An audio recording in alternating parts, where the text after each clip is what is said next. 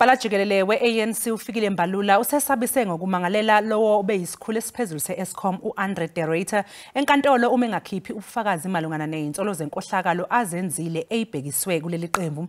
Lokho kulandela ukuthi Ruyter ethe i-Eskom enye yendlela leli qembu elizondla ngayo. Ekhuluma nabezindaba eKapa, uMbalula uthe Ruyter ukwenze lokhu ngoba ezama ukufihla ihlazo lokwehluleka ukwenza umsebenzi ngendlela e-Eskom.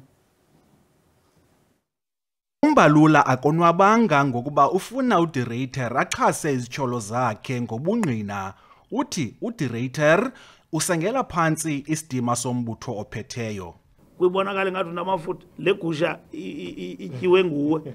So lonto leyo asizuyivuma ke Ruyter sizayithathela amanyathelo. Ngoku ndithetha sesithethe namagqwetha ukuthi ayiqwalasele lento lo mfo akwazi uzophendula apha ukuthi uyithathaphi lento ayithetha asifake entweni esingayaziyo singumbutho. UMbalula uthi Ruyter wanikwa ixesha ukuba azibonakalise kodwa kuyacaca ngoku ukuba uyoyisakala.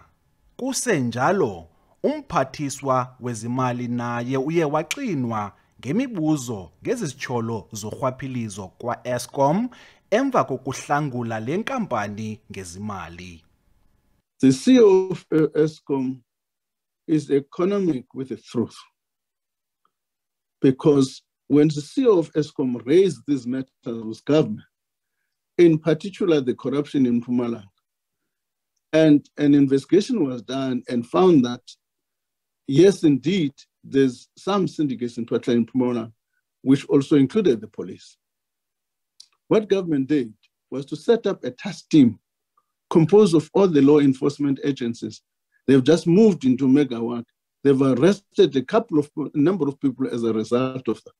Amaqela aphikisayo afuna iparlamente kwaye namapolisa aziphande ezizitsholo zityajekwa nguDirayter. Xulelani Philip, SABC News eParlamente.